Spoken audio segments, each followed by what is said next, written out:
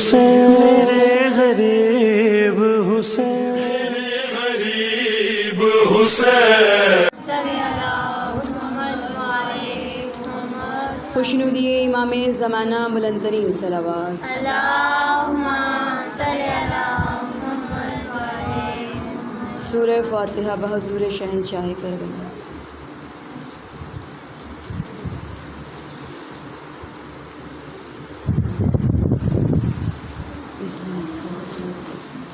صراط الذین انعمت غیر المغضوب علیہم ولا الضالین. باری دیگر صلوات. اللہم صلی علی اعوذ باللہ من الشیطان الرجیم. بسم اللہ الرحمن الرحیم. اللہم قل ولیک الحجۃ ابن الحسن صلواتک علیہ وعلی آبائہ فی هذه الساعة وفی کل ساعة ولیاً وحافظاً وقائداً وناصراً ودلیلاً وعینا حتی تسکنہ ارضک طوعا وتمتعہ فیہا طویلا برحمتک یا ارحم الراحمین. صلی اللہ علیہ وسلم.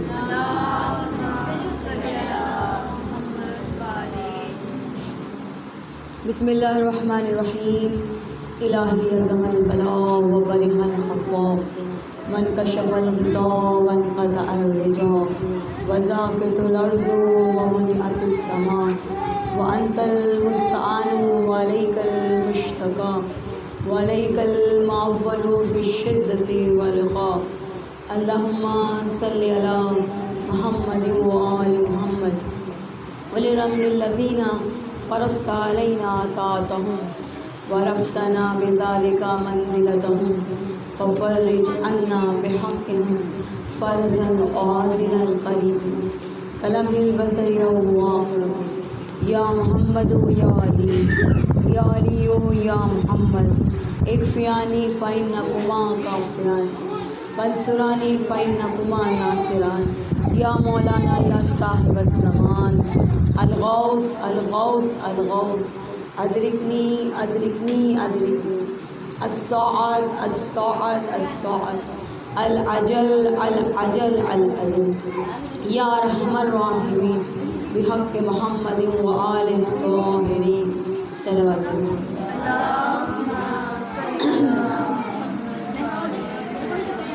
بسم اللہ الرحمن الرحیم. الحمد للہ رب العالمین. الصلاۃ والسلام علی اشرف الانبیاء المرسلین خیر المبشرین ومنذرین وشفیع المذنبین المخاطب بطہ یاسین النبی المؤید ورسول المسدد ابی القاسم محمد صلی اللہ علیہ وسلم. ثم الصلاۃ والسلام علی آلہ الطیبین الطاہرین المعصومین المظلومین. اما بعد فقد قال اللہ تبارک وتعالی فی کتابہ المبین. بسم اللہ الرحمن الرحیم. رب اشرح لی صدری ویسر لی امری واحلل عقدۃ من لسانی یفقہوا قولی. یا مقلب القلوب ثبت قلبی علی دیک. بسم اللہ الرحمن الرحیم. من عمل صالحا من ذکر و انثى وهو مؤمن فلنحیینہ حیاۃ طیبہ ولنجزینہم اجرا باحسن ما كانوا یعملون. صلوات پڑھنے کا محمد علی محمد.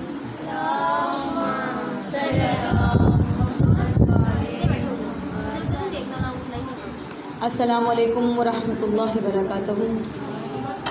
آج سلام کا جواب نہیں دیں گے آپ. خوش نودی چاہتا ہے معصومین بلند ترین سلام. ماشاء اللہ بچوں نے پڑھا اور یہ بچیاں بھی پڑھتی ہیں. اللہ تعالیٰ سارے پڑھنے والوں کو سلامت کرے. اور جو بھی حسین کے نذرانے سے جو بھی پڑھتا ہے، چاہے وہ سلام ہے، چاہے وہ درود ہے، چاہے وہ کچھ بھی ہے، جب وہ پڑھے، بلکہ چھوٹے بچوں کو جب بھی پڑھوائیں تو انہیں یہ نہ بتائیں کہ تم پڑھو، لوگوں کو بہت اچھا لگ رہا ہے، تمہاری آواز بہت اچھی ہے. انہیں یہ بتائیں کہ آپ جناب سیدہ کے سامنے پڑھ رہے ہیں اور مولا کے لیے پڑھ رہے ہیں، تو مولا ہی اس کا اجر دیں گے، ایک ایک لفظ کا اجر دیں گے. فرزق شاعر تھا نا، مولا کے سامنے قصیدہ پڑھا، مولا کے سامنے قصیدہ پڑھا. مولا نے کیا دیا تحفے میں؟ کیا دیا؟ اپنا لباس اتار کے دے دیا، اپنا ماما دے دیا، اور پوچھا کیا چاہتے ہو؟ کہا مولا مال دنیا نہیں چاہتا، جو میں نے پڑھا ہے نا اس کے لیے مال دنیا نہیں چاہتا، آخرت میں شفاعت چاہتا ہوں. تو جب بھی کوئی بھی پڑھے، کچھ بھی پڑھے، قصیدہ پڑھے، نوحہ پڑھے، سلام پڑھے، تو اس نیت سے پڑھے کہ آخرت میں امام سے اور امام کی ماں سے اس کا اجر ملے گا. درود پڑھ دے گا محمد علیہ.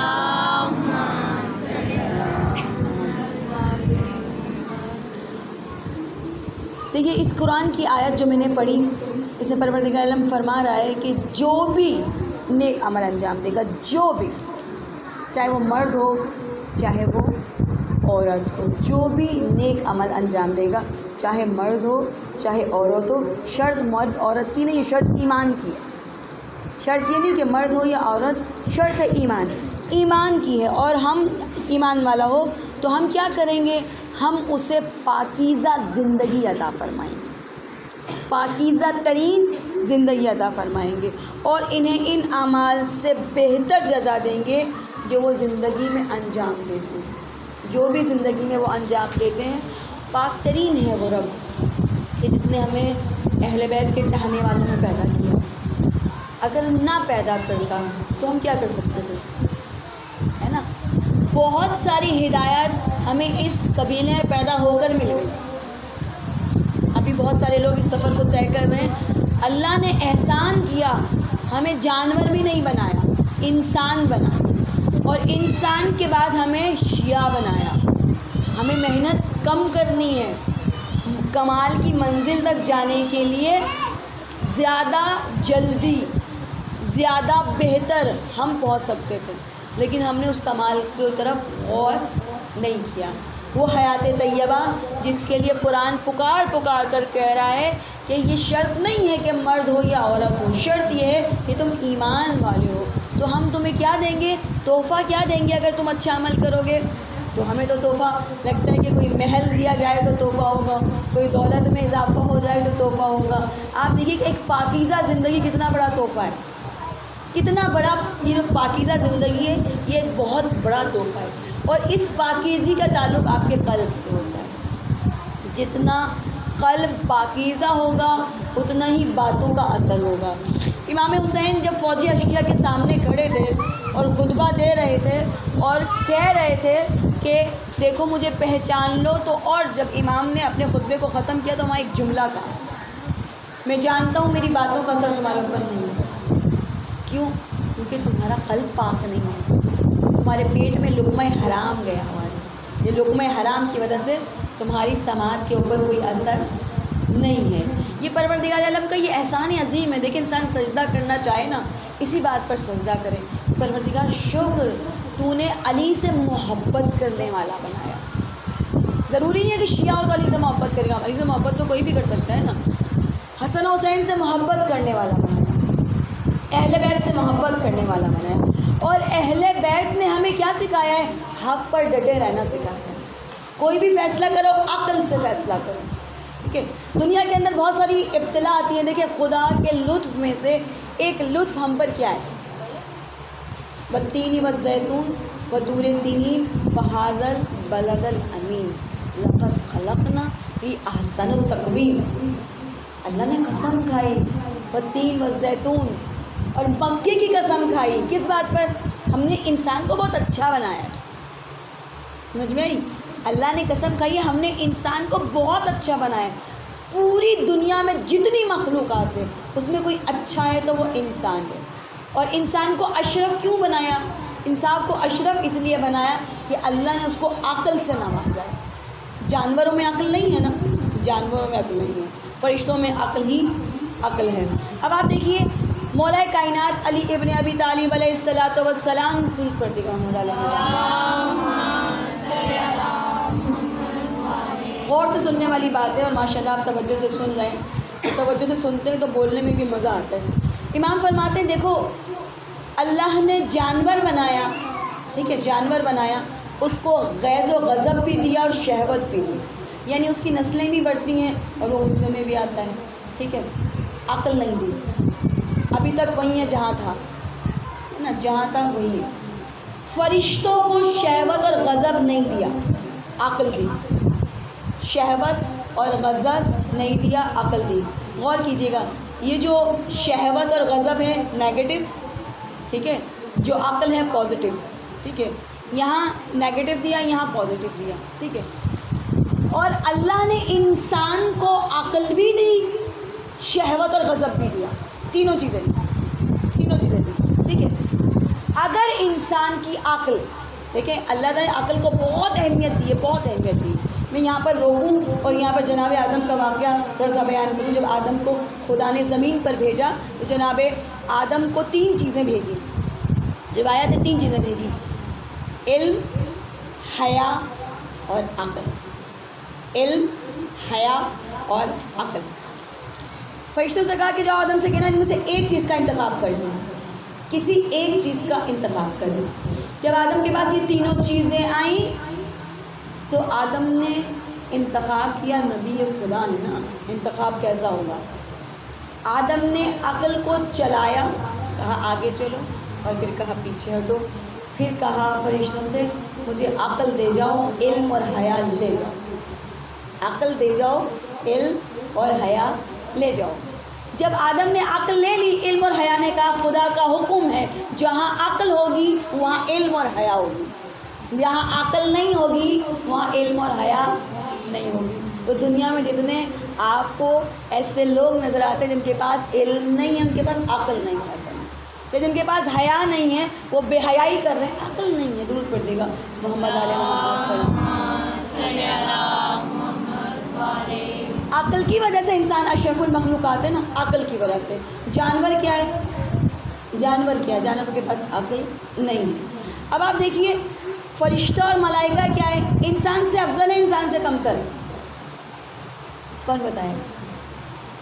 فرشتے، ملائکہ، انسان افضل۔ کیوں؟ مولا نے فرمایا، مولا نے کہا کہ اگر انسان کی عقل کے اوپر، اس عقل کے اوپر شہوت اور غضب کا غلبہ ہو گیا، یعنی کوئی کہے کہ شہوت مجھ پر اتنی غالب آ گئی تھی، عقل نے کام ہی نہیں کیا، غصہ اتنا آ رہا تھا، عقل نے کام ہی نہیں کیا، ہوتا ہے نا، ہم کہتے ہیں ہماری عقل مر گئی، عقل کام نہیں کر رہی، عقل نے ساتھ چھوڑ دیا۔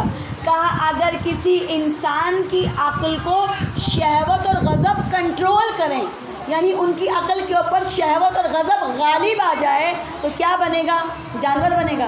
ہم کہتے ہیں جانور ہو گیا، جی نہیں، جانور نہیں بنے گا۔ معصوم فرماتے ہیں جانور سے بدتر ہے۔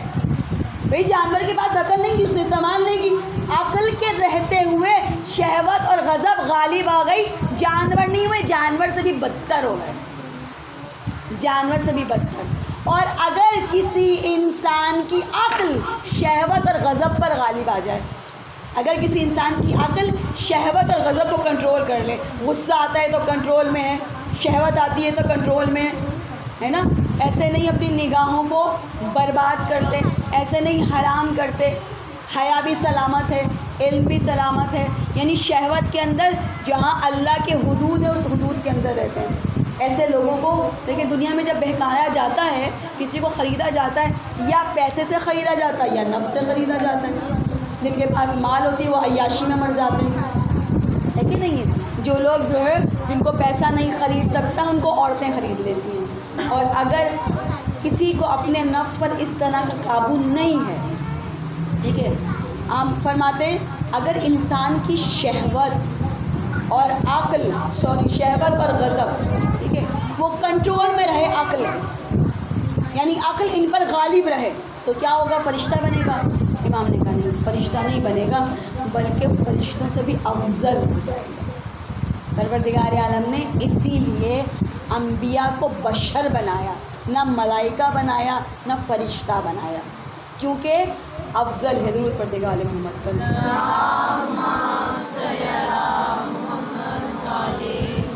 کہتے ہیں اسی لیے اقبال کا ایک شعر مجھے بڑا اچھا لگتا ہے، کہتے ہیں فرشتوں سے افضل ہے انسان ہونا، فرشتوں سے افضل ہے انسان ہونا، مگر اس میں لگتی ہے محنت زیادہ، مگر اس میں لگتی ہے محنت زیادہ۔ تو انسان کو پروردگار عالم نے عقل دی، اشرف المخلوقات بنایا، ٹھیک ہے۔ جیسے میں نے کل آیت میں آپ کو بتایا تھا سورہ شمس کی، فَأَلْهَمَهَا فُجُورَهَا وَتَقْوَاهَا۔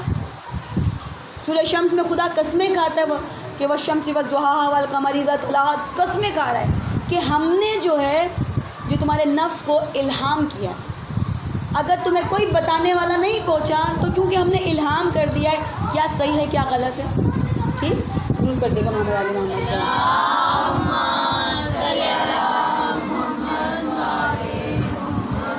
خوش ندی امام زمانہ بلند ترین صلوات۔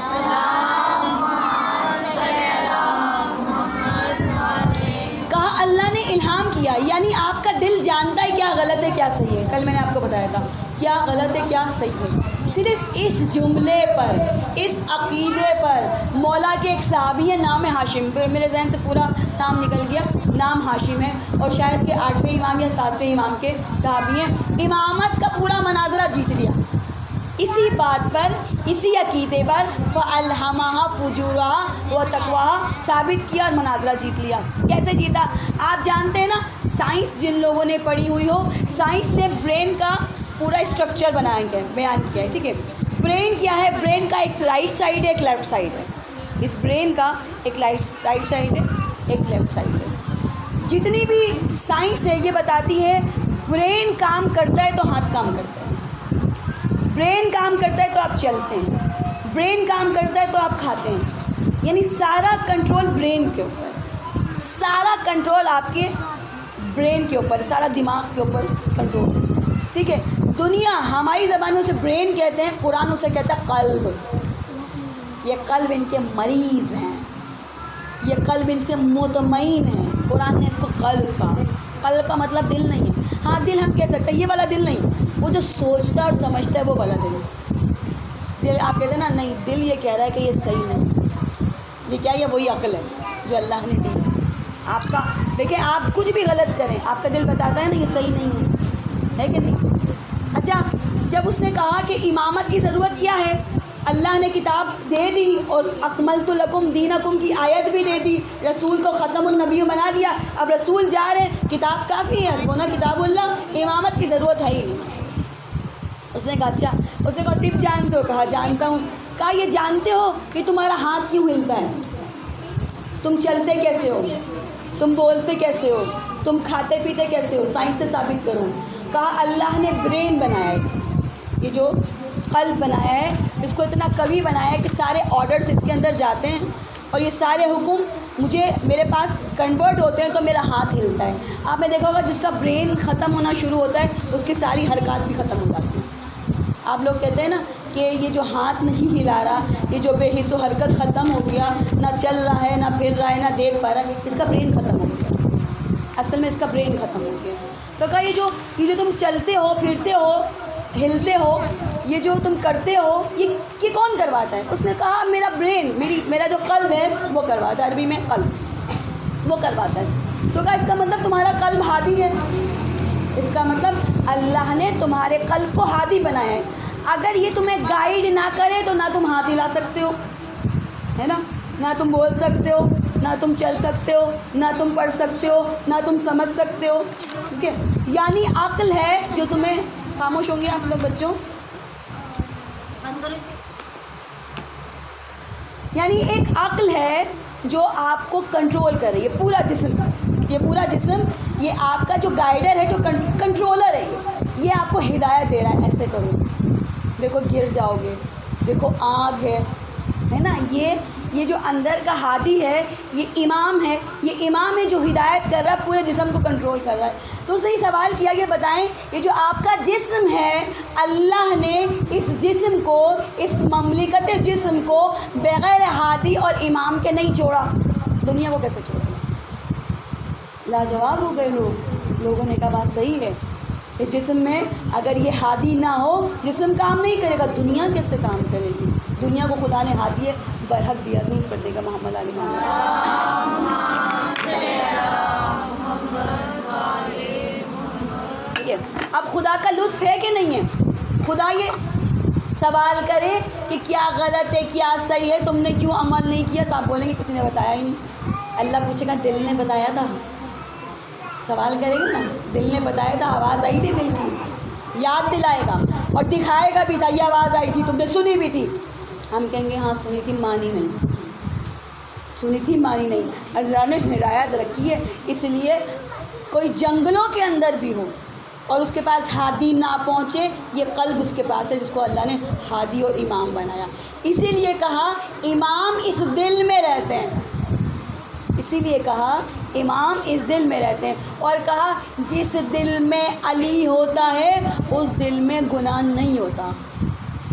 ایسا نہیں ہو میں گناہ بھی کر رہی ہوں اور علی سے محبت بھی کر رہی ہوں، نہیں ہو سکتا، کیونکہ دل کو اللہ نے امام بنایا ہے اور دل میں امام رہتے ہیں، دل میں خدا رہنے والا ہے، ہدایت کرنے والا ہے. اب امام کیا فرمانے، ذرا غور سے سنیے گا. یہ لطف خدا ہے، اگر آپ کو سمجھ میں آئے، اللہ نے عقل دی، آپ کو احسن و تکوین بنایا، پورے زمانے سے افضل. آپ چاہے غریب ہیں، چاہے فقیر ہیں، چاہے کچھ بھی ہیں، دنیا کی ہر نسل سے آپ افضل ہیں. لوگ کتوں کو سائے سر پر بیٹھا لیں، کچھ بھی کر لیں، افضل انسان ہی ہے. یہ انسان خود اپنی قدر کھوتا ہے. اب امام فرما رہے ہیں مولا کائنات علی ابن ابی طالب علیہ الصلوۃ والسلام، درود پڑھ دیجیے. ماشاء اللہ آپ 7ویں مجلس آج میری سن رہے ہیں اور یقیناً میں نے آپ کے دماغوں کو اتنا تیار کر دیا کہ آج کی بات میں آپ کو سمجھا پاؤں گی انشاءاللہ. امید ہے مجھے کہ میں آپ کی آج کی بات آپ کو سمجھا پاؤں گی. مولا کائنات فرماتے ہیں تم پر شدید، یہ میزان الحکمت کی روایت ہے، تم پر شدید مصیبت کون سی ہے؟ شدید ترین مصیبت فکر و فاقے کی ہے. فاقہ ہو جائے تو ایمان بھی چلا جاتا ہے نا بعضوں کا. فاقہ بہت شدید تر، انسان کا بھوکا رہنا بہت شدید تر ہے. کتنے دن فاقہ کرتے کرتے انسان کا ایمان چلا جاتا ہے، غیر کے آگے بھی ہاتھ پھیلا دیتا ہے. فکر و فاقہ تم پر بہت شدید ہے. اب جو میں بات بتانے والی ہوں مجھے توجہ بہت ساری چاہیے، آپ کی بہت سمجھنے والی توجہ چاہیے. کہا نہیں، اس سے بھی زیادہ شدید ایک چیز ہے، وہ ہے بیماری، ہے نا. آپ کہتے ہیں فاقہ تو برداشت ہو جاتا ہے، بیماری نہیں برداشت ہوتی. بھوکے رہ لیتے ہم، صحت مند رہے. بیماری جو ہے وہ فاقے سے زیادہ شدید تر ہے کہ نہیں ہے نا؟ میرے ساتھ ہے کہ نہیں ہے؟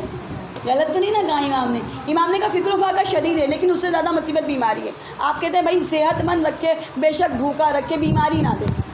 عذاب ہے بیماری، مشکل ہے. تندرستی 1000 نعمت ہے، جب کھو دیتے ہیں جب پتہ چلتا ہے. ایسے تو ہم مشکلیں گزارتے رہتے ہیں. خواتین تو سب سے زیادہ لاپرواہ ہوتی ہیں اس معاملے میں. ہماری ایک خاتون تھی، ہماری ساس لگتی تھی، وہ کہتی تھی کفایت شاری کہیں نہیں کرتی. اور خواتین کی بات کری، وہ تو تھی کفایت شار ہے، کوئی نہ لباس میں کفایت شاری ہے، نہ کھانے میں کفایت شاری کہیں نہیں ہے. لیکن جب دوا آتی ہے نا، 2 ٹائم کی دوا 1 ٹائم کھاتی ہیں، اس میں بڑی کفایت شار ہے ہماری خواتین. دواؤں میں لڑ کے تم شوہر کو دوا تو کوئی لا کے نہیں دیتا، میں کب سے بیمار ہوں اور یوں اتنی لڑائی ہوتی ہے اس کے اوپر. اس کے بعد وہ ڈاکٹر کو دکھا کے دوائی لے آتا ہے، پوچھتا ہے کتنے ٹائم کھائی، 1 ٹائم کھائی، 1 ٹائم بھول گئی. ایسے ہی کرتے ہیں نا.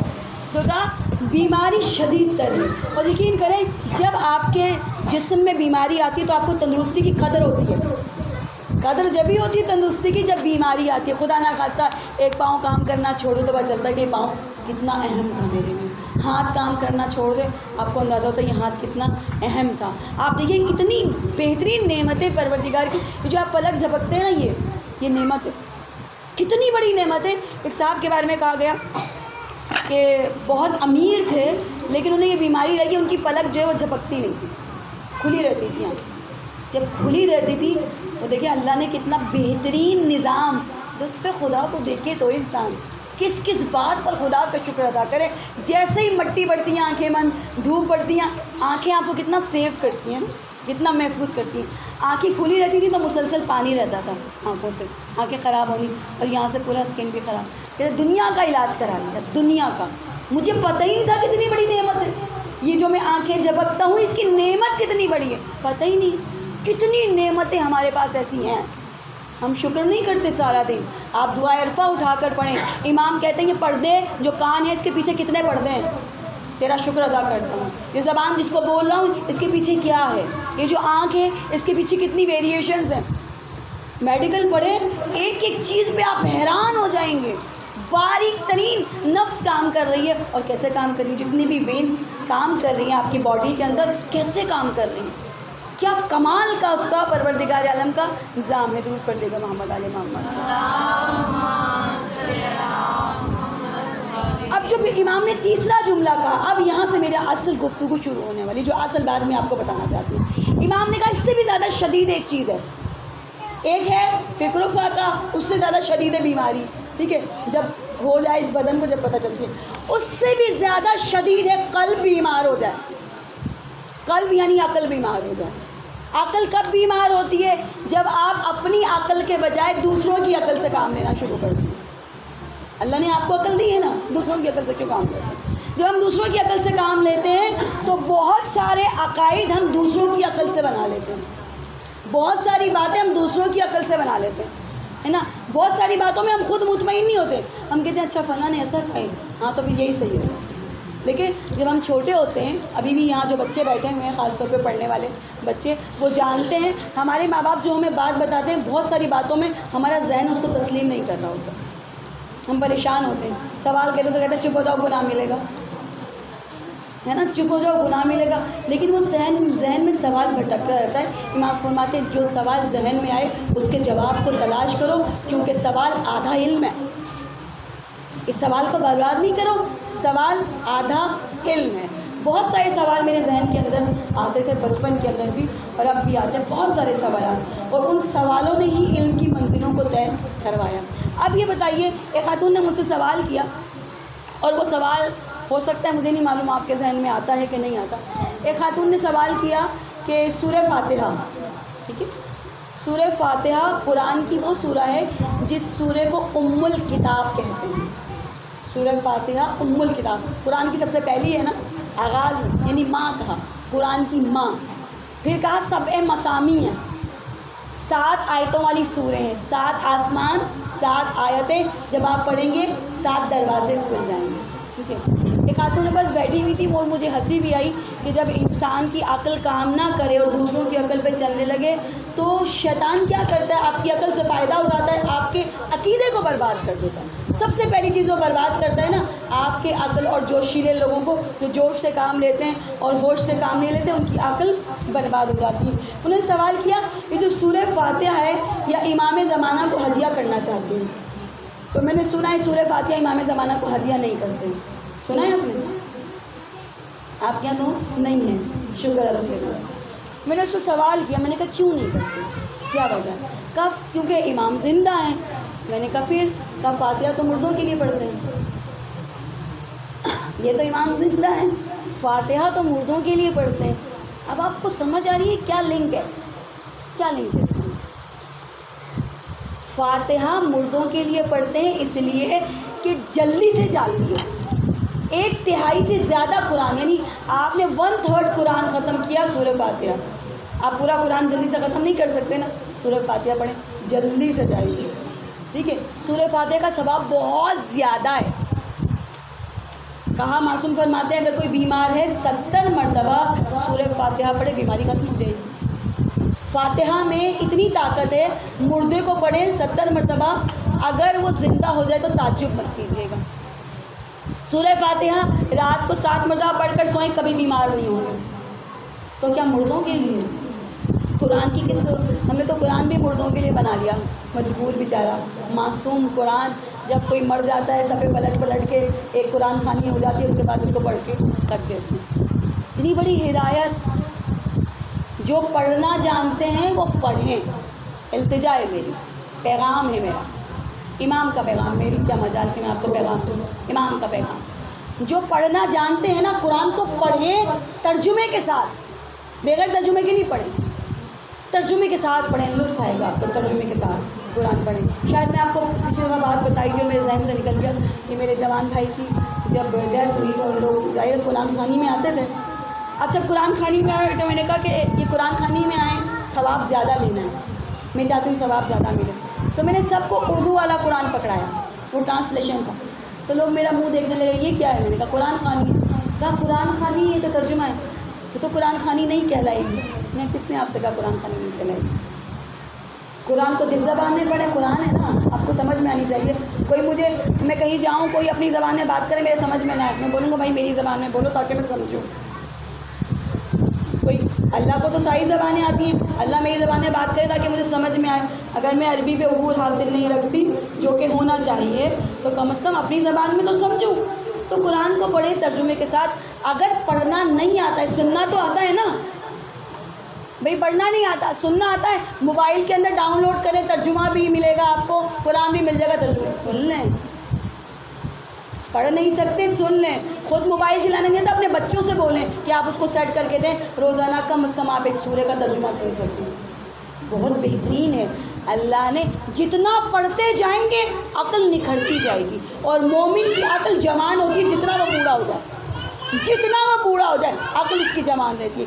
عقل کو استعمال کریں، زنگ نہ لگنے دیں، دوسروں کی عقل پر نہ چلیں. آپ دیکھیے اگر ایک بات آپ کی سمجھ میں نہ آئے تو کیا ہوتا ہے؟ عقیدے بدل جاتے ہیں، عقیدے ختم ہو جاتے ہیں. میرا ایک گروپ ہے جس میں جو ہے وہ معرفت کے کچھ پیغامات میں چاہتی ہوں لوگوں کو دوں.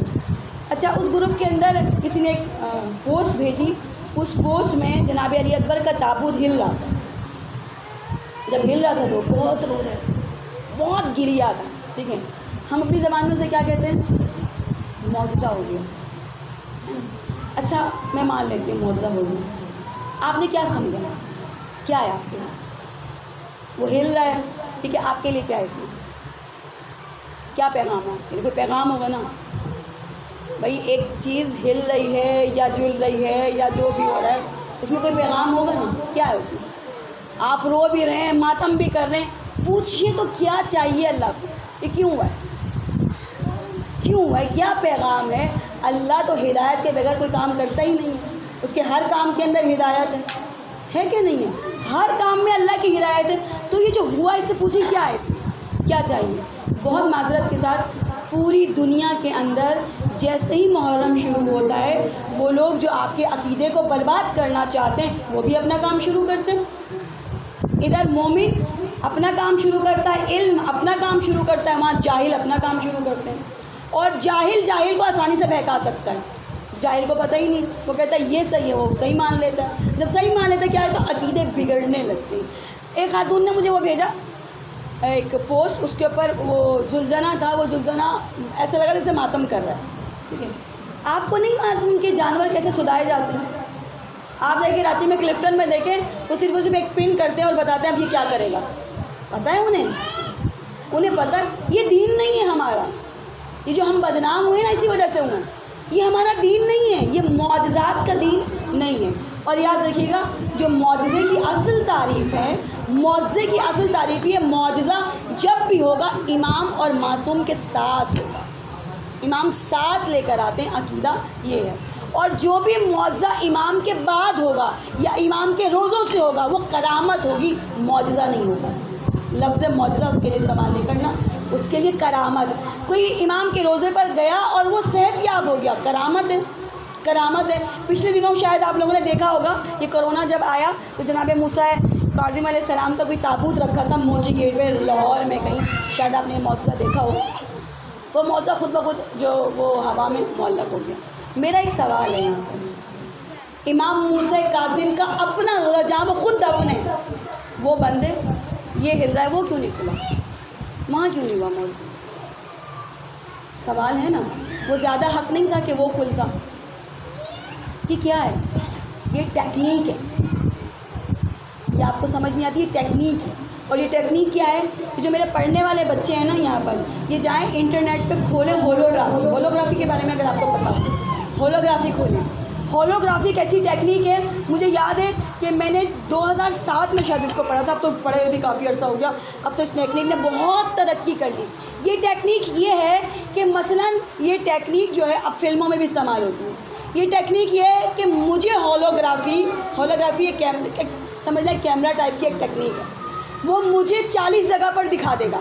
میں یہاں بھی بیٹھی ہوں، میں وہاں بھی نظر آ رہی ہوں، میں وہاں بھی نظر آ رہی ہوں. تو کیا میں مولا علی بن جاؤں گی؟ ناز باللہ نہیں نا. ہولوگرافی کیا چیز ہے؟ ہولوگرافی کا جب آغاز ہوا عام لوگ نہیں سمجھتے تھے. ٹھیک ہے، بہت کم لوگوں کو ہولوگرافی کے بارے میں معلوم تھا.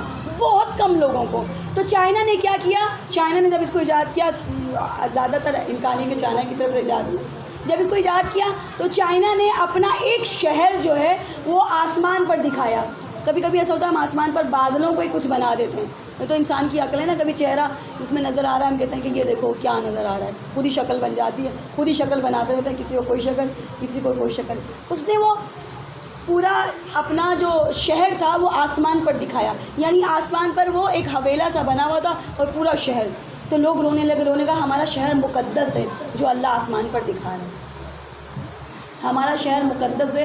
کافی دیر تک وہ نظر آتا رہا، پھر وہ غائب ہو گیا. ٹھیک ہے، وہ کیا تھا؟ وہ ہولوگرافی کی ٹیکنیک تھی. اور اب تو آپ دیکھیے چرچ کے اوپر، میں نے اب تو اگر آپ وہ معجزات کا وہ کھولے نا، چرچ کے اوپر جو ہے وہ آسمان سے دکھا رہے ہیں کہ وہ فرشتہ اتر رہا ہے. یہ کیا ہے؟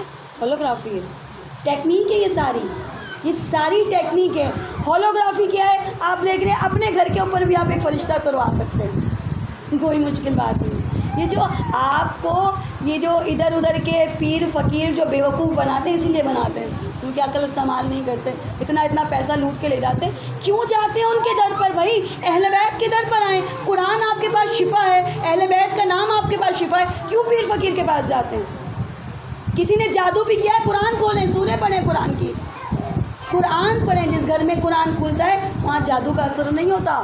نماز اور قرآن پڑھتے رہیں، پیروں فقیروں کے پاس جا کے اپنی ساری دولت ان کے حوالے کر دیتے ہیں. اپنا حال تو بگاڑ سنوار نہیں سکتے، نہ ان کا حلیہ اچھا، نہ ان کا پہننا اچھا، نہ بولنا اچھا. وہ پتہ نہیں لوگوں کی تقدیر کیسے بدلتے.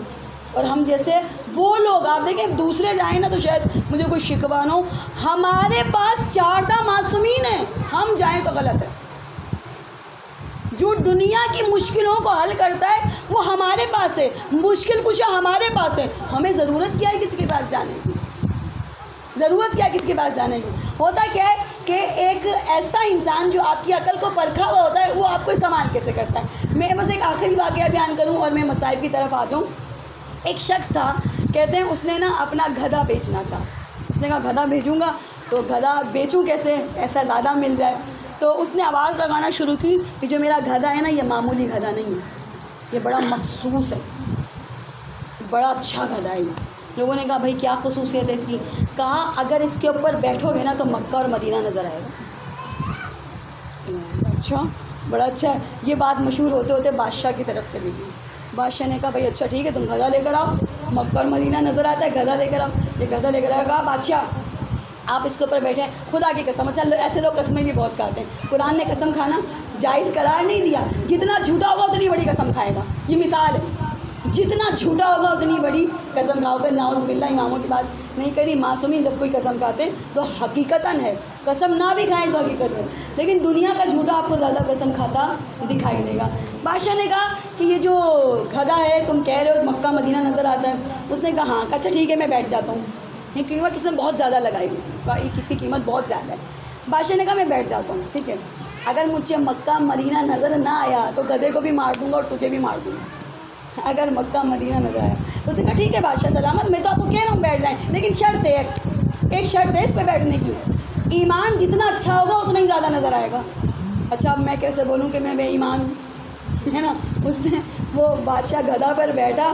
اس نے کہا واہ واہ واہ واہ، مکہ مدینہ نہیں، مجھے تو جنت بھی نظر آئی، مجھے تو جنت بھی. بالکل یہی ہمارے ساتھ ہے. ابھی کہیں معجزہ ہو جائے نا، آپ بولے وہ دیکھو نظر آ رہا ہے، کہیں گے کہاں نظر آ رہا ہے، کہاں نہیں نظر آنا، تمہارا ایمان صحیح نہیں ہوگا. پھر آپ کہتے ہیں نہیں نظر آ رہا ہے. یہ بربادی ہے. اللہ نے آپ کو صاحب عقل بنایا ہے، اس عقل کو استعمال کریں. اللہ آپ کے عمل کو دیکھے گا، اس طرح کی خرافات اور جوش کو نہیں دیکھے گا. پروردگار سے اپنی توفیقات میں اضافے کے لیے بلند ترین صلوات.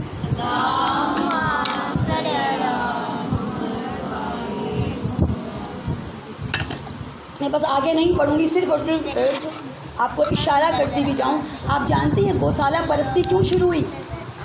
اسی عقل کی وجہ سے، اسی عقل کی خرابی کی وجہ سے. تو دین میں کوشش کریں اپنی عقل کو امام معصوم سے ملا کر استعمال کریں، کبھی غلطی نہیں ہوگی. اور اس ہسٹری کو بتانے سے پہلے، کیونکہ مجھے بتایا گیا ہے آپ کے یہاں جو ہے آج کے دن جناب قاسم کی مہندی ہوتی ہے، آج کے دن جناب قاسم کی مہندی. ٹھیک ہے، مہندی نکالتے ہیں. پھر میرا ایک سوال یہاں پر ہے، آپ کو لگتا ہے کربلا میں کوئی ایسی مہندی نکلی ہوگی جو حق و باطل کی جنگ ہے، جہاں کرداروں کی جنگ ہو رہی ہے؟ آپ کی عقل کیا کہتی ہے؟ نکلی ہوگی وہاں مہندی؟ عقل بھی کام کرتی ہے نا انسان. ٹھیک ہے، چلے ٹھیک ہے، مان لیا کہ آپ ہماری محبت ہے، ہم عقیدت سے نکالتے ہیں. تو جناب امام حسین کے 4 بیٹے کربلا میں شہید ہوئے. 4 بیٹے. جناب فاطمہ کبریٰ سے جن کی شادی ہوئی وہ حسن مثنیٰ تھے، قاسم نہیں تھے، یعنی جناب قاسم کے بڑے بھائی. تاریخ نے صرف لکھا کہ جناب امام حسن کے بیٹے تھے، تو تاریخ کے جو عام تاریخ دان تھے انہوں نے خود ہی سمجھ لیا شاید قاسم تھے، کیونکہ قاسم مشہور بہت ہے، قاسم کا نام مشہور بہت. ٹھیک ہے، پہلی غلطی تو یہاں ہوتی ہے. دوسری غلطی دیکھیے، ہر ماں کے دل کی جو ہم تابوت نکالتے ہیں نا، ہم اس لیے نکالتے ہیں کہ ہر ماں اپنے بچے کا تابوت دیکھ ہی نہیں سکی. جلتی ہوئی ریت پر لاشیں پڑے رہے، ہے نا. ہم تسلی کرتے ہیں کہ بی بی اگر ہم وہاں ہوتے تو کل جناب علی اکبر کا تابوت ہمارے علاقے میں رکھا تو میں دیکھ رہی تھی اتنے پھول تھے اس کے اوپر، اتنا حسین وہ تابوت بنایا. کہتی ام لیلا آپ آ کر دیکھیے اگر ہم ہوتے شیعہ تو ایسا تابوت بناتے. جناب قاسم کا تابوت نکالیے، بجائے یہ کہ آپ مہندی نکالیں جس کی تاریخ میں کوئی صنعت بھی نہیں ملتی. تابوت نکالیے. جناب فروا کے دل کو شاید یوں سکون ہو جائے. اور آپ جانتی ہیں جناب فروا کون ہے؟ آپ کو میں نے یمن کے بارے میں بتایا تھا. یمن وہ جگہ ہے جہاں مولا کائنات دین پھیلانے گئے، اور آج بھی یمن، آج جو لوگوں آپ جانتے ہیں یمن کے اوپر سب سے زیادہ یلغار ہے. فلسطین، یمن کچھ، یا بحرین کچھ علاقے ایسے ہیں جہاں شیعوں کے اوپر باقاعدہ ظلم ہو رہا ہے. اس میں ایک یمن ہے. یمن پہ مولا نے دین پھیلایا ہے، تبلیغ مولا کے ہاتھوں کی ہوئی ہے. جب یمن گئے اور یمن سے واپس آنے لگے، یمن کیونکہ یمن کے بادشاہ نے علی نہیں دیکھا، کردار علی دیکھا، عاشق ہو گیا.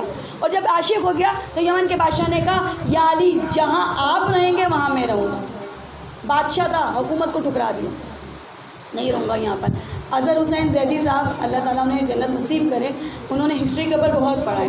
انہوں نے یہ ہسٹری لکھی اور میں نے پڑھی ہے، اور میں نے وہیں سے یہ ہسٹری لکھی ہے، مطلب پڑھی ہے. اور باقی بہت سارے علماء اس کو اپنی مجالس کے اندر بیان بھی کرتے ہیں. وہ کہتے ہیں یمن کا بادشاہ جو ہے وہ مولا علی کو چھوڑنا ہی چاہتا تھا، ان کے ساتھ مدینے آ گیا. یہ جب کی بات ہے جب کوفہ دارالخلافہ نہیں بنا تھا اور مولا کو حکومت نہیں ملی تھی. مولا کے ساتھ واپس آ گیا. یہ یمن میں مولا کا یمن میں بہت زیادہ جانا ہوا. یمن آیا تو یمن سے جب مدینے آیا تو بہت مال تھا، اس نے بہت ساری مدینے کی ریاستیں خریدی اور مولا کائنات کو تحفتاً دے دی کہ دین کے لیے استعمال بعض روایتوں میں اس کی 3 بیٹیاں تھیں، بعض روایتوں میں اس کی 2 بیٹیاں تھیں. 2 بیٹی سلمہ اور سلامہ کچھ اس طرح ان کے نام تھے. جب اہل بیت کے گھر میں آئیں تو اس نے ہاتھ جوڑ کر کہا کہ میں اتنی عزت اور شرف چاہتا ہوں اگر آپ میری بیٹی کو جو ہے وہ اپنے فرزند کے لیے قبول کریں. اچھا، دونوں بیٹیوں کی شادی ہوئی. ایک بیٹی کی شادی ہوئی، آپ دیکھیں اکثر جو ہے آپ کو زوجہ امام کی جو ہے وہ کنیت ملے گی، نام نہیں ملے گا، نام ڈھونڈنا پڑتا ہے. جیسے ام فروا کنیت ہے، یعنی فروا کی ماں کنیت ہے، نام نہیں ہے. جیسے ام رباب، ٹھیک ہے، نام نہیں ہے، کنیت ہے. ٹھیک ہے، ایک بیٹی ام رباب بنی جو کس کی زوجہ بنی؟ امام حسین کی زوجہ بنی. ٹھیک ہے، ایک بیٹی ام فروا بنی یعنی فروا کی ماں، وہ کس کی بیوی بنی؟ امام حسن کی بیٹی بنی. پروردگار عالم نے محبت علی کا اور وفاداری کا اتنا خوبصورت صلہ دیا یمن کے بادشاہ کو، دونوں بیٹیاں دونوں امام کے پاس دیں. اور ام فروا کون ہے؟ ام فروا کے 2 بیٹے کربلا میں قربان ہوئے. 2 بیٹے، ایک کا نام عبداللہ ہے جو امام حسین کی شہادت کے بعد جب امام حسین کے سر گلے پر چھری پھیرنے کے لیے شبر سوار ہو رہا تھا تو عبداللہ نے آئے اور کہا میں اپنے چچا پر چھری نہیں پھیرنے دوں گی. اور ظالم نے اتنی بری طریقے سے جناب عبداللہ کو پھینکا کہ وہیں پر شہید ہو گئے. تو آپ دیکھیے دوسرے بیٹے جناب قاسم، پروردگار عالم نے قاسم عطا کیے، اور بیٹی عطا کی ام فروا جو بعد میں بنی، جو اصل ان کا نام ہے فاطمہ بنت حسن. یہ وہ جو ہیں امام محمد باقر علیہ السلام کی ماں ہیں، امام زین العابدین کی زوجہ بنی. پروردگار عالم نے محبت علی کا صلہ کتنا حسین دیا اس خاندان کو، اس وفاداری کا صلہ کتنا حسین دیا اس خاندان کو. یعنی کربلا کے اندر ام رباب اور ام فروہ دونوں سگی بہنیں، قبیلہ اپنا نہیں تھا. ام فروہ جو ہے بیوہ تھی، کربلا میں بیوہ تھی. جب بیوہ تھی تو ظاہر ہے دعا کرتی تھی. روایتوں نے لکھا عبداللہ تو بہت چھوٹے تھے، کمسن تھے. بعض روایتوں میں جو ہے وہ جناب قاسم کی عمر 15 سال میں، بعض روایتوں میں 13 سال میں، اور بعض روایتوں میں 10 سال میں تھی. 13 اور 15 کو زیادہ اتھینٹک مانا جاتا ہے کہ یا تو 13 سال تھی یا 15 سال تھی. 13 سال تھی. اور آپ دیکھیے معرفت کتنی تھی، کتنی معرفت تھی. ہمارا 13 سال کا اور 15 سال کا بچہ موبائل گیم سے نہیں نکلتا، دنیا کی خرافات اس کے پاس ہے. اس سے پوچھئے دین کیا، اس کو کچھ نہیں پتا. ٹھیک ہے. اور یاد رکھیے اہل بیت کے گھرانے کے جوان اصل میں جوان ہوتے ہیں، ان کا دین بھی جوان ہوتا ہے. جب وہ جوان ہوتے ہیں ان کا دین بھی جوان ہوتا ہے. آپ دیکھیے 13 سال کا بچہ ہے. ٹھیک ہے. امام نے ایک لسٹ بتائی، ایسے ایسے لوگ شہید ہوں گے. اب یہ سوچ رہے کہ شاید میرا نام آئے گا، نام نہیں بیان کیا تھا ابھی تک، نام نہیں بیان. تو انہوں نے سوال کیا. سوال کے ذرا غور کیجئے گا، اس بچے کی معرفت کو غور کیجئے گا. سوال کیا کہ جیسا جان یہ بتائیں اس میں میرا نام نہیں ہے. ہر ہاشمی خاندان کے اندر جتنی زیادہ محبت تھی ولایت سے، اتنی زیادہ غیرت تھی. غیرت بہت زیادہ تھی. آپ سوچ لیے اس لیے علی اکبر کے سینے پر کم روتے ہیں، چادر پر زیادہ روتے ہیں. یہ غیرت کی نشانی تھی. ہم نے تو اتاری بھی ہے، اس لیے زیادہ رونا آتا بھی نہیں چادر کے اوپر. چادر کی لاج رکھی نہیں ہے، اسے چادر پہ رونا آتا بھی نہیں ہے. جناب قاسم نے جب یہ سوال کیا کہ میرا نام نہیں ہے، تو جو امام نے جواب دیا، غیرت قاسم کو دیکھا، کانپ رہے تھے غیرت سے. کہا بیٹا اس میں تو اصغر کا نام بھی ہے. تو چہرہ سرخ ہو گیا غیرت سے. کیا فوج اشقیاء اتنی جرت کرے گی کہ خیمے میں داخل ہو جائے گی؟ کیا اتنی جرت کرے گی؟ امام نے جو غیرت سے تمتماتا ہوا چہرہ دیکھا، امام نے کہا نہیں، میں اصغر کو خود لے کے جاؤں گا میدان میں. پھر امام نے سوال بدل دیا، ذہن بدلا، سوال بدلا. امام نے کہا قاسم تمہیں موت کیسی لگتی ہے؟ آپ نے کئی بار سنا ہے، کئی بار اس جملے کو سنا ہے.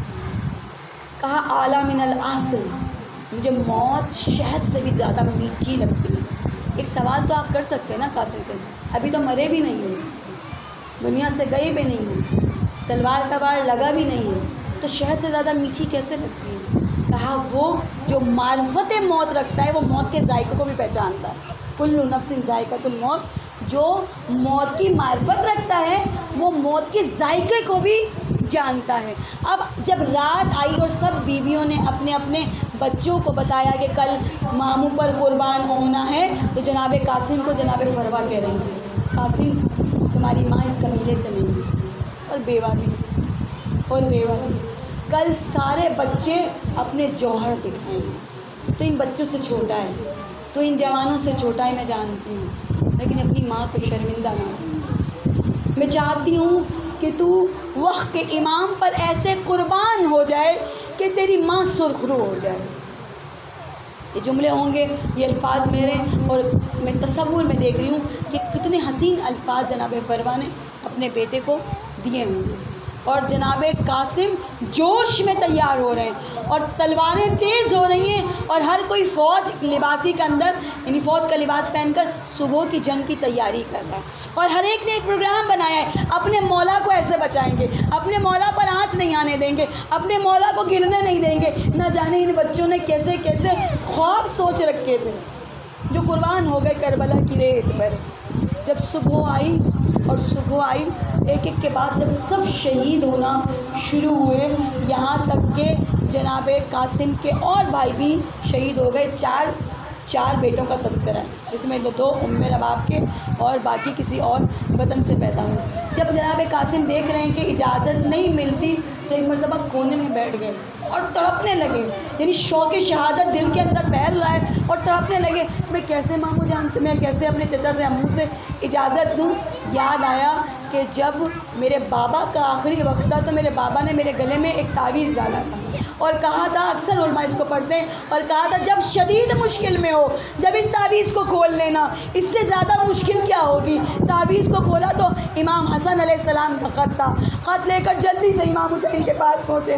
جو امام حسین نے بڑے بھائی کا خط دیکھا، آنکھوں سے لگا لیا، اپنے ویر کو یاد کیا، آنکھوں سے آنسو بہائے۔ خط میں لکھا تھا، میں جانتا ہوں حسین کربلا کی زمین پر یہ خط تم پڑھو گے، اور یاد رکھنا میں نہیں ہوں گا، میں ہوتا تو اپنی جان نچھاور کرتا، میرے بچے ہوں گے، میرے بچے تجھ پر قربان ہوں گے، بس انہیں اجازت دے دینا، یہ تیرے بھائی کی التجا ہے۔ یہ خط کا مفہوم ہوگا جو میں مفہوم بیان کر رہی ہوں۔ کہا اپنے بھائی کی طرف سے قاسم کو اجازت دے دینا۔ جب یہ خط سنا نا میرے مولا نے اس خط کو پڑھا، قاسم کو سینے سے لگایا، ماتھے پر پیار کیا اور کہا قاسم بہت بڑی سفارش لے کر آئے ہو، اجازت دیتا ہوں۔ تیار کرایا۔ روایتوں نے لکھا جب گھوڑے پر بٹھایا تو ٹانگیں رکاب تک نہیں آتی، جب گھوڑے پر بٹھایا کس مضبوطی کے ساتھ، اور جیسے ہی گھوڑا چلا فروا نے اپنی جانماز بچھا لی۔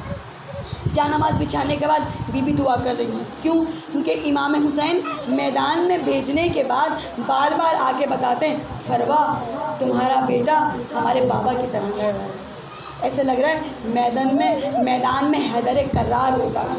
اور یہاں تک کہ ازدق جو وہاں کا مشہور ایک پہلوان تھا، کہتے ہیں اس کے 7 بیٹے تھے۔ جب کسی نے کہا ازدق کو، پہلوان کو، کہ تم جاؤ، تم اس کے مقابلے میں جاؤ، تو اس نے بہت ہی زیادہ حقارت سے کہا اس بچے کے مقابلے میں جاؤ، یہ بچہ اس بچے کے لیے تو میرے بیٹے کافی ہیں۔ ایک بیٹا آیا واسل جہنم کر دیا، دوسرا بیٹا آیا واسل جہنم کر دیا، 7 بیٹے آئے واسل جہنم ہو گئے۔ ازدق غصے کے عالم میں، غضب کے عالم میں جب جناب قاسم کے مقابلے میں آیا، میرے مولا فوراً آئے فروا میں جانتا ہوں قاسم نہیں بچے گا، لیکن دعا کرنا یہاں فتح ہو جائے، میں جانتا ہوں قاسم نہیں بچے گا، دعا کرنا یہاں فتح ہو جائے۔ میری بیوی جانماز پر ہے اور جانتی ہیں کہ قاسم کیسا لڑنے والا ہے۔ کہا پروردگار ایک ماں کی لاج رکھنا، میرے قاسم نے تلوار چلائی اور ازدق کا بھی کام تمام کر دیا۔ جب ازدق کا کام تمام کر دیا، پسر سعد اور شمر کہہ رہے ہیں یہ بچہ ایسے قابو میں نہیں آئے گا۔ کون تھا جو مرنے والوں میں نہیں تھا، خوب ڈھونڈنے بیٹھی تو نہ کس کس کی یاد آئی حسین۔ ہر بچہ اتنا حسین تھا کہ ایک فوج نے کہا تھا کہ مجھے تیری حسن پر جو ہے وہ ترس آتا ہے، کیسے تیری ماں نے تجھے روانہ کر دیا، اتنا حسین چہرہ کیسے؟ کہا کہ دیکھو آگے اس بچے کو ہم کیسے قابو نہیں کر سکتے، یہ بہت ہوشیار ہے، اس کا ذہن بہت چل رہا ہے، سوچو کوشش کرو، جیسے اس کا ذہن ادھر ادھر ہوتا ہے سب مل کر حملہ کرنا۔ اہل منبر پڑھا کرتے ہیں شاید کہ جوتے کا تسمہ کھل گیا، یا شاید کوئی چیز گری اور جناب قاسم جھکے، جیسے ہی جھکے ہزاروں کا لشکر، 30,000 کا لشکر جیسے ہی جھپٹے، ادھر امام حسین نے کہا عباس قاسم کی طرف جانا ہے، ادھر سے عباس جھپٹے، ادھر سے فوجیں جھپٹی، اور اس کے بعد کیا ہوا، ایک غبار اٹھا، ادھر کی فوجیں ادھر کی فوجیں ادھر، نہیں معلوم کیا ہوا۔ اب یہ فوجیں جا چکی ہیں، یہ ڈر کے عباس سے جا چکی ہیں، لیکن امام حسین کہہ رہے ہیں قاسم پکارو، کہاں ہو؟ تمہارا امو پریشان ہے، تمہیں پاتا نہیں ہے کربل کی سرزمین پر، میں ہاتھوں کو جوڑ لوں، مجھے نہیں معلوم اگر لاشا ٹکڑوں میں بٹ جائے تو اس کو کیسے سمیٹتے ہیں، اور اس کو دیکھنے کے لیے کتنی ہمت چاہیے، مجھے اتنا پتہ ہے۔ اگر آپ لوگ جانتے ہوں، زیادہ پرانی بات نہیں ہے، آج سے شاید 10 سے 12 سال یا 13 سال پہلے کی بات ہے، کراچی میں ایک دھماکہ ہوا مسجد حیدری میں دھماکہ ہوا جمعے کی نماز میں۔ جو سب سے آگے نمازی تھا، جس کے بہت قریب بم تھا، اس کے گوشت کے ٹکڑے پھیل گئے، اس کا صرف گوشت ملا، جسم کا کوئی حصہ نہیں ملا۔ اس گوشت کو لوگوں نے گٹری میں باندھا، اس گٹری کو لا کے رکھا۔ آپ دیکھیں وہ عورت جو کوئی تعلق نہیں رکھتی تھی، اس گٹری کو دیکھ کے مر گئی، وہ گٹری اس سے برداشت نہیں ہوئی۔ میں کہوں مولا جناب اصغر کو جناب قاسم کو جب لایا گیا ہوگا، ابا کے دامن میں پھیلا ہوگا اور جناب فروا کے سامنے پیش کیا ہوگا، میرا سلام بی بی آپ کے اوپر، آپ نے کیسے برداشت کیا ہوگا؟ میری بیوی کے پاس آئے، کہا فروا جا نماز سے سر اٹھا لو، تمہارے بیٹے کی قربانی اللہ نے سب سے زیادہ قبول کی ہے، اب ماتم کرے، فروا ماتم کرے تو کیسے ماتم کرے؟ امام حسن کو پرسہ دینا ہے، امام حسن آپ کو قاسم کا پرسہ، جناب سیدہ آپ کو قاسم کا پرسہ، جناب سیدہ دل میں ارمان تو ہوتا ہے نا، ہر ماں کے دل میں ارمان ہوتا ہے میرا بچہ جوان ہوگا، اس بچے کی دلہن لے کر آؤں گی، اس شان سے اس کی شادی کروں گی، لیکن کس انداز سے جناب قاسم چلے گئے، میرا سلام قاسم، شاید قاسم زندہ ہوتے تو یہ وقت نہ آتا، غیرت قاسم اتنی تھی، امام نے اپنا لہجہ بدل دیا، اپنا سوال بدل دیا، قاسم کا لاشا تڑپتا ہوگا جلتی ہوئی ریت پر، جب دیکھتا ہوگا کس طرح خیموں پر حملہ ہوا، خیموں پر حملہ ہوا، بس آخری جملہ اور میری مجلس تمام، آخری جملہ۔ کسی نے سوال کیا، میں نے سنا ہے کہ جناب امام حسین کے جو خیمے لگائے گئے تھے وہ بہت قیمتی تھے، تو تم نے سارا مال لوٹا، خیمے کیوں نہیں لوٹے؟ خیمے کیوں نہیں لوٹے؟ خیموں کو لوٹ لیتے، خواتین کو نکال لیتے۔ کہا ہم نے خواتین کو خیمے سے نکالنے کی بڑی کوشش کی، ہم نے خیموں پر تیر برسائے، یہاں تک کہ وہ تیر خواتین کے جسم میں پیوست ہو گئے، لیکن خواتین خیمے سے نہیں نکلتی تھی، ہمیں مجبوراً خیموں کو آگ لگانی پڑی، ایک خیمے میں آگ لگتی تھی، دوسرے خیمے میں چلی جاتی تھی، دوسرے خیمے میں آگ لگتی تھی، تیسرے خیمے میں چلی جاتی تھی، آخری خیمے میں بہت دیر تک خواتین نہیں نکلی، وہ بھی جلانا پڑا جہاں امام سجاد موجود تھے، خیمہ جل رہا تھا اور زینب شانہ ہلا ہلا کر پوچھ رہی تھی سجاد اتنا بتا دے یا جل کے مر جائے یا باہر نکل آئے۔